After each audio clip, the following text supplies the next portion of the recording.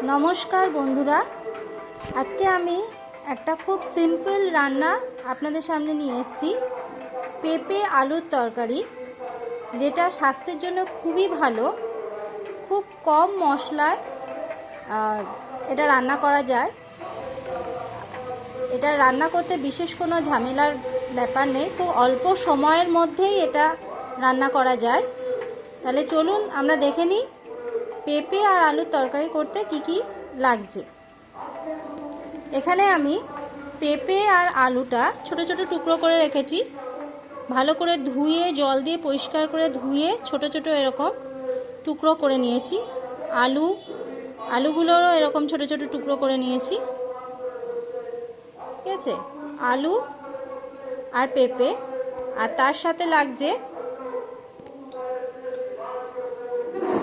নুন, ফোড়নের জন্য জিরে, তেজপাতা, শুকনো লঙ্কা, হলুদ এবং ঘি আর চিনি। আর এখানে রাখা আছে জিরে আর আদা বাটার পেস্ট। তাহলে চলুন দেখে নেওয়া যাক কিভাবে রান্নাটা করা হয়।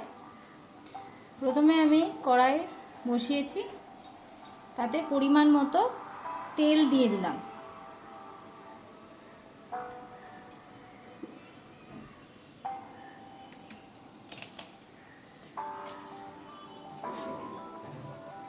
তেলটা ভালো করে গরম হলে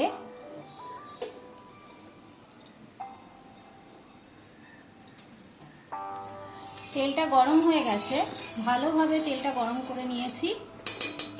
এরপর এর মধ্যে ফোড়ন দেবো। প্রথমে দেবো তেজপাতা একটা, তারপরে শুকনো লঙ্কা।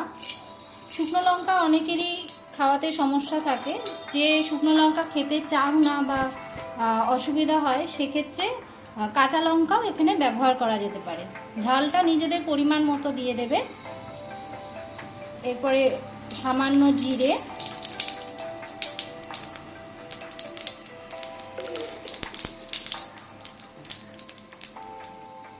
এরপর আমি প্রথমে পেঁপেগুলো তেলের মধ্যে ছাড়লাম।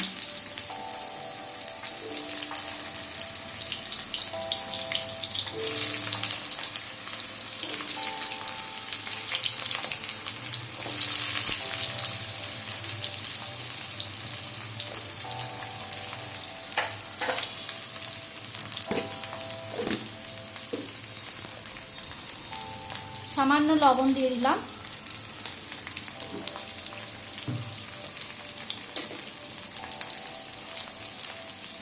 সামান্য হলুদ দিয়ে দিলাম।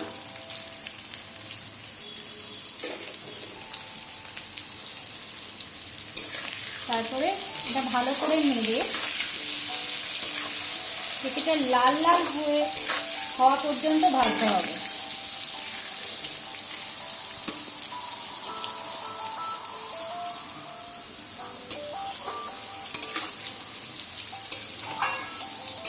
অনেকেই পেঁপের তরকারি করতে গিয়ে বা খাওয়ার সময় বলে পেঁপের একটা গন্ধও লাগে তরকারিতে।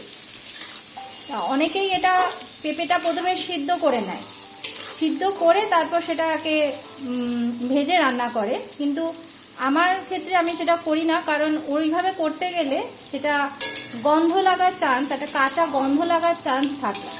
পেঁপেটা যদি তেলে একটু ভালো করে ভেজে রান্না করা যায়, সেক্ষেত্রে রান্নাটা গন্ধটা তো থাকেই না এবং রান্নাটাও খুব ভালো হয়। পেঁপেটা দেখুন লাল লাল হয়ে এসছে। এর মধ্যে আমি এবার আলুগুলো দিয়ে দেবো।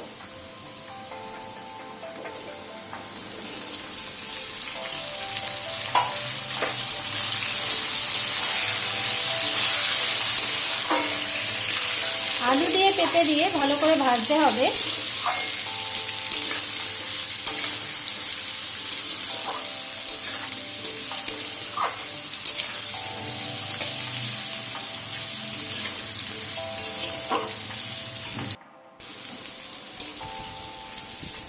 আলু আর পেঁপেগুলো ভালো করে নাড়াচাড়া করে আমি একটা পাত্র দিয়ে এটা ঢেকে দিলাম,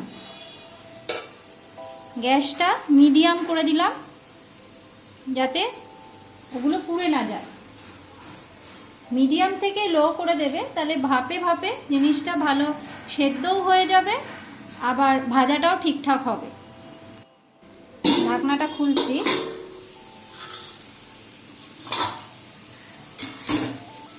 আলু আর পেঁপেটা ভালো করে লাল লাল ভাজা হয়ে গেছে। আমি মাঝে মাঝে একবার দুবার ঢাকনাটা খুলে নেড়ে দিয়েছি।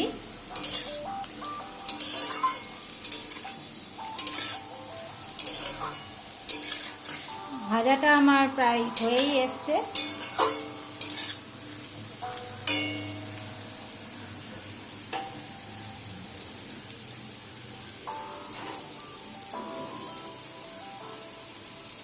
আমি এখানে চামচটা দেখিয়ে দিচ্ছি, আমি এরকম চামচ ইউজ করছি। আশা করি এরকম চামচ সকলের বাড়িতেই থাকে। এই রকম চামচে আমি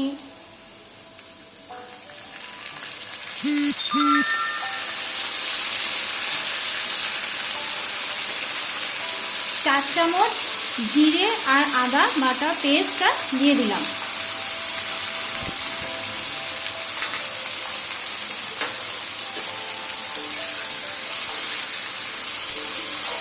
মশলাটা দেওয়ার পরে আমি সামান্য জল দিয়ে দিলাম যাতে মশলাটা ধরে না লাগে।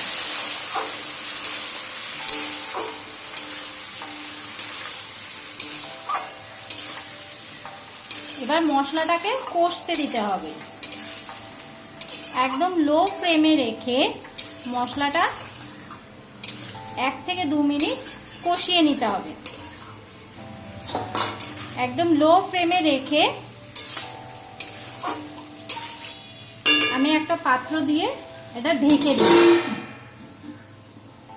এই সময় হাই ফ্লেমে থাকবে না কিন্তু, তাহলে কিন্তু পুড়ে যাবে, মশলাটা পুড়ে যাবে। এই জন্য এটা লো ফ্লেমেই এখন রাখতে হবে। ঢাকনাটা খুলছি। আমার মশলাটা কষানো হয়ে গেছে।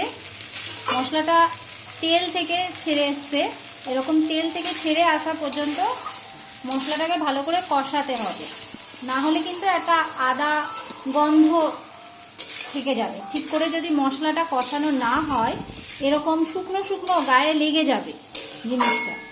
এত পর্যন্ত ধৈর্য ধরেই এটা করতে হবে, না হলে একটা গন্ধ, আদার একটা গন্ধ থাকে, সেটা পাওয়া যাবে রান্নার পরে।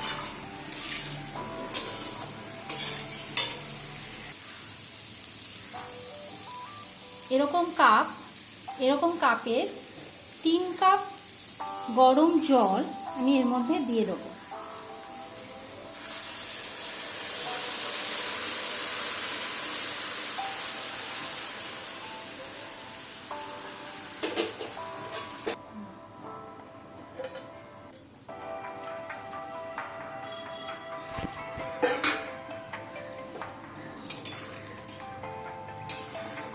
জলটা একটু কম বেশি করতে পারেন, বেশি হয়ে গেলে বা কম হলে সেটা নিজেদের মাপ অনুযায়ী কম বেশি করে নিতে পারেন। এবার গ্যাসটা হাই ফ্লেমে দিয়ে মোটামুটি এগুলো সেদ্ধ হওয়া পর্যন্ত এটাকে ভালো করে ফুটতে দিতে হবে।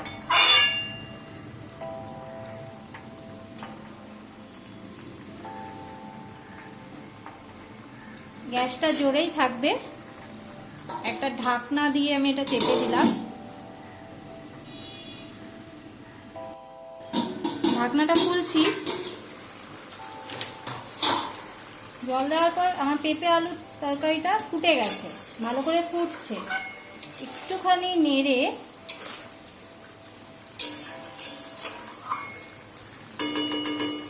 এটা আমি আরো কিছুক্ষণের জন্য সেদ্ধ হতে দেবো। আলু আর পেঁপেটা যাতে ভালো করে সেদ্ধ হয়ে যায়। আমি গ্যাসের ফ্লেমটা স্লো করে দিলাম, একদম লো করে দিয়েছি, দিয়ে ঢাকনাটা চাপাই থাক।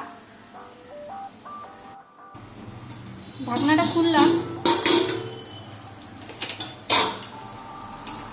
তরকারিটা মাখা মাখা হয়ে এসছে। দেখবো আলুটা আর পেঁপেটা সিদ্ধ হয়েছে কিনা। আলুটা একদম সিদ্ধ হয়ে গেছে, পেঁপেটাও আমার সিদ্ধ হয়ে গেছে।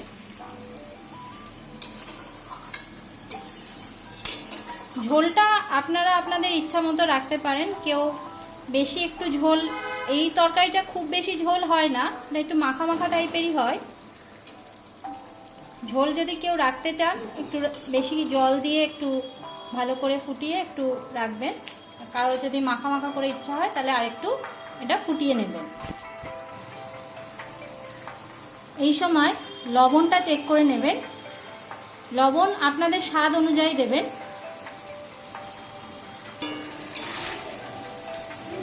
হয়ে গেছে আমার পেঁপে আলুর তরকারি। এর মধ্যে আমি সামান্য চিনি দিয়ে দিলাম।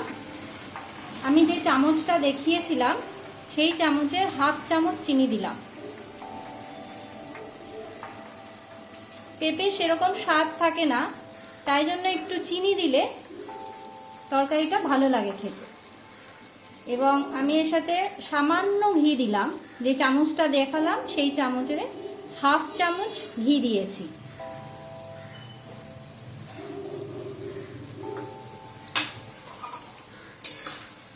সামান্য একটু নেড়ে দেখুন তরকারিটা এরকম মাখা মাখা হয়ে গেছে পুরো।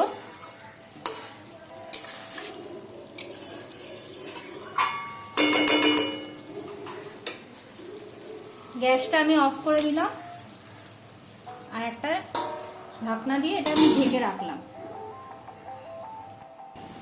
তৈরি হয়ে গেছে পেঁপে আলুর তরকারি। এটি খুবই স্বাস্থ্যপূর্ণ একটা খাবার, যেটা খুব কম সময়ে তৈরি করা যায়। যারা স্কুল কলেজ বা বাইরে কাজ করেন, সময় খুব কম কিন্তু রান্না তো করতেই হবে, তাদের ক্ষেত্রে এই রান্নাটা খুবই উপযোগী। তারা খুব কম সময়ের মধ্যে এই রান্নাটা করে ফেলতে পারবে এবং এটা খাওয়ার স্বাস্থ্যের পক্ষেও খুব ভালো এবং তৈরির খরচও এটা খুবই কম। এই তরকারিটা বিশেষত রুটি বা পরোটা বা লুচি টাইপের খাবারের সাথে বেশি ভালো লাগে। আমার ভিডিওটি দেখার জন্য সকলকে অসংখ্য ধন্যবাদ। আমার ভিডিওটি যদি আপনাদের ভালো লেগে থাকে তাহলে লাইক এবং শেয়ার করুন এবং আমার চ্যানেলটিকে সাবস্ক্রাইব করুন, আরও যাতে নতুন নতুন ভিডিও আপনাদের সাথে আমি শেয়ার করতে পারি। আর যদি কোনো রিকোয়েস্ট বা কোনো সাজেশন থাকে তাহলে কমেন্ট বক্সে জানান। ধন্যবাদ।